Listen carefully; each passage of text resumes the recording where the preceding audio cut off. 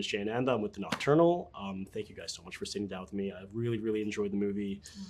Fascinating, scary, you know, all these, lots of different emotions. So jumping right into it for Jullianne, how did you get into the head of someone holding on to so much grief but refusing to outright say it or express it? Well, at least towards the beginning. I think that, when you first meet Kate, she's really struggling, and she's struggling privately. She's lost her partner. She's trying to keep afloat economically on this farm that she's running all by herself, and she's dealing with a daughter who has substance abuse issues and is probably estranged from too. So, but she doesn't have anyone to share it with. I think that's what makes this relationship so important to her. This is sort of her most important connection, this girl who's struggling so much. People don't always share how they're feeling. They do feel like they have to bear it alone often. Yeah. Sydney, so Claire's a bit of a hot mess. She's falling apart, say it lightly. But she also knows how to get what she wants. She's kind of manipulative. How did you play someone who's like both vulnerable and also in control at the same time? Well, I think as female characters are complex, and there's so many layers to us, and with Claire especially, of course she loves her mom. She loves her mom more than anything. That's why she keeps going home, and she knows that that's her safe place. She knows that's where she should be, and she knows that her mom will care for her.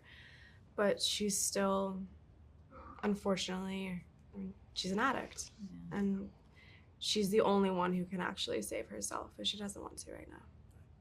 Jullianne, so Kate makes a very brutal but like instinctive choice with, how do you ground something like that without like over explaining it? Yeah, that's a tough one. It's a tough one. And I think she is thinking. Well, she's not thinking, she's acting. That's what it is. It's like you are confronted with something and she's like, what's the next step? And then what's the next step? And what's the next step? And so in that moment where she could have made a decision that could have gone a completely different way, she doesn't do it. And it's not necessarily correct. She makes some maybe morally compromised decisions, but she believes that she's acting in the best interest of her daughter. She's trying to save her daughter. But that's what makes it fascinating. It is really, really messy emotionally and morally. Sydney, Claire's been through so much, but she still pushes to be heard. What scene would you say was the most intense for you to film out of everything in the film? Goodness. A lot to choose from. I know. You didn't like it when I banged on the window. I know. You didn't like that. In the car? Yeah, she didn't like that. Yeah, it's fair. That one was hard. You were distressed, remember? Yeah, Mm-hmm. that one was I think I was probably, distressed that watching was it. the most difficult one. There you go. Sure. Yeah. Well, I've been so bad, and then you get thrown on the floor. Yeah, Oh my God, gosh. oh my God. I just Bad. oh Terrible. Yeah.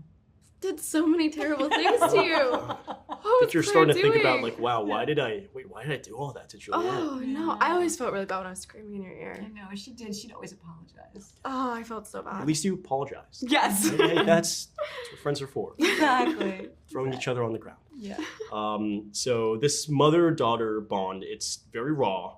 What do you want to say about love that lingers even after, the trust is gone?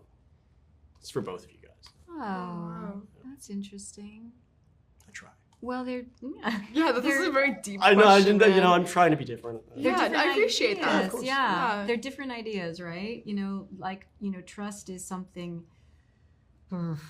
It's interesting. You can love someone without trusting them. I mean, you really can. I think love endures a very long time, and that doesn't. Sometimes you can love someone and not necessarily even want to have them in your life because it's too challenging. But I think this kind of love is unconditional. I'm gonna take life advice from her.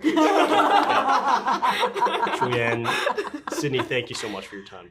My name is Jullianne. I'm with The Nocturnal. Thank you so much for this time. First of all, congratulations on the film. so amazing. Just want to dive right into the questions here. So you've played lovers, loners, and agents of total chaos. Was this character easy to shake off, or did he sort of hang around longer? Like, did he linger? No, he was pretty easy to shake off. He's pretty different to me, and he's also very expressive. So I think the characters that are hard to shake off are the ones that aren't expressive and where you have to lock it all inside.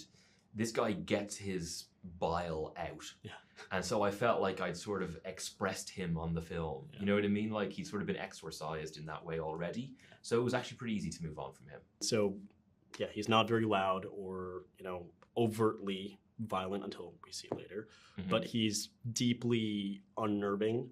How did you and Michael build that kind of like quiet, sort of like looming threat? Yeah, it was great. I think the way that he is sort of scary in the film is not scary in an obvious way. He's not like big and muscly. He doesn't come in shouting. He's not screaming at people and like saying, I'm going to do this, I'm going to do that.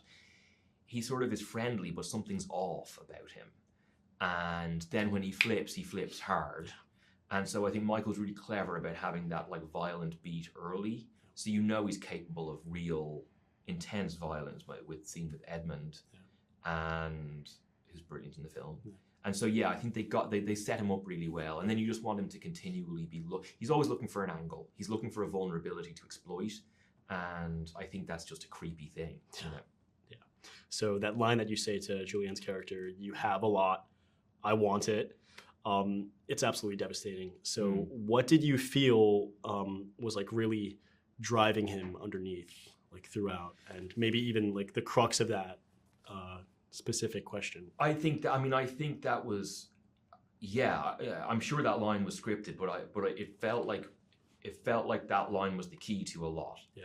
That she thinks she doesn't have anything, and for someone, because her life is so difficult, and she's right, but to someone like him who has nothing, she has way more. He thinks she's got way more than she realizes. So he's like, well, I'll show you how much you have, because when it's gone, you'll really notice.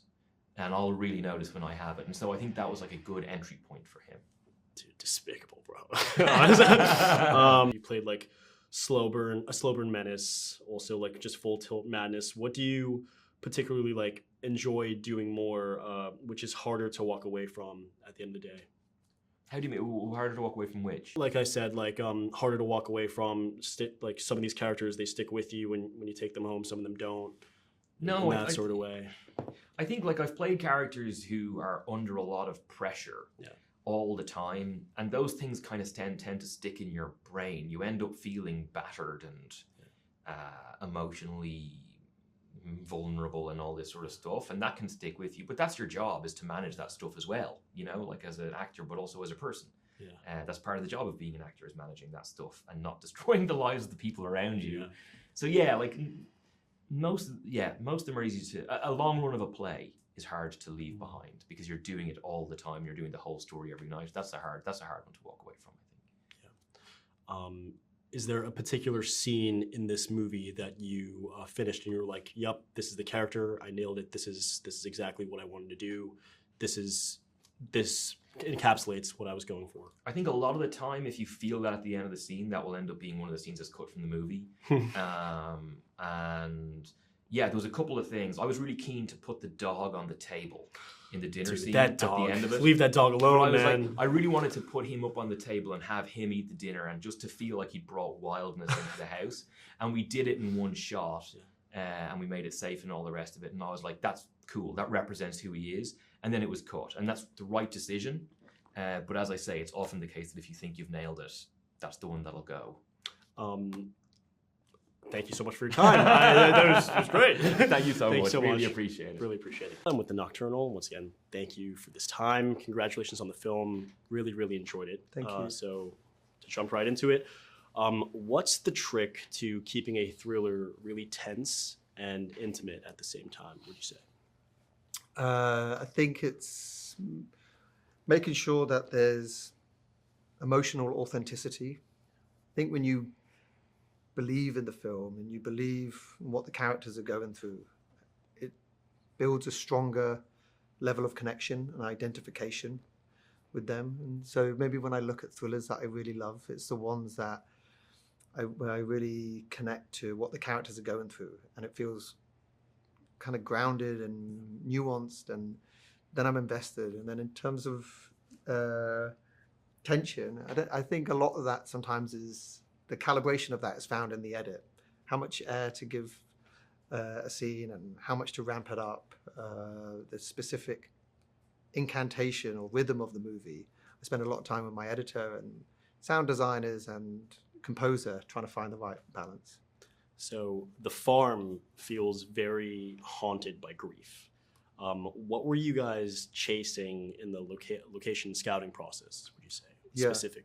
It had to tick a lot of boxes because we needed a house that seemed idyllic enough that you understood why the character was trying so hard to keep it, but still modest enough that it made sense for who this character was. And we wanted it to be nestled in this valley and for it to have a kind of charm, but also what we were worried about was that a horse farm could seem quite quaint on screen and a bit too bucolic and perfect, a bit picture postcard. And so we were looking for somewhere that had a richer atmosphere. It was somehow, there was mystery to it and it was evocative. And it took a long time to find the right farm. I don't know if there's a horse farm in New Jersey that we didn't visit at some point. So, when the film begins, you kind of drop us straight into the tension. No setup. Why start the story like already kind of on the edge, would you say? Yeah, I mean, that was I found that such an intriguing choice in the script. And what I found worked about it was that, it's a slow burn thriller. Brad likes to reveal the characters slowly and let you sink into the world of the film. And then he'll notch up the tension. And we thought that by starting the film in the way that it does with the body surfacing, it's a short scene that haunts the beginning of the movie. And so you'll see in some,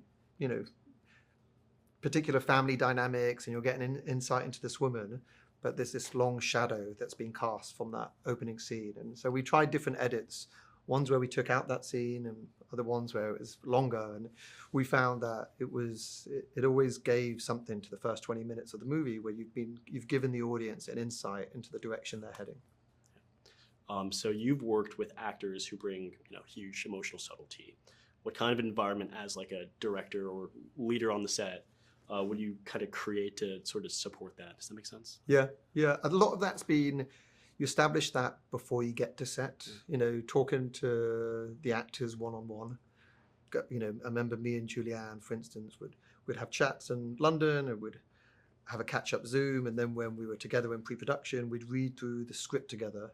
And I said, you can interrogate anything. If there's a line of dialogue that doesn't resonate for you, or something, a piece of story logic that doesn't make sense, we can go and talk to Brad about that and invite him on the process. So I like to make the actors feel that, they're always going to be heard. And it doesn't mean that you agree on every single line or every single thought. Sometimes it's fine to have different points of view on something. But I think once you establish that kind of relationship, and, I'm actively trying to make sure it's a collaborative one where they can be heard and we're going to find something together. It establishes the tone so that when you get to set, everyone's temperature is set in that way. And I think, to some degree, we were lucky with the casting because these actors naturally had a very collaborative spirit. So some of it just takes care of itself if you've done the right thing in pre-production. Michael, thank you so much for your time. This was amazing. Thank you so much. Cheers. Appreciate it.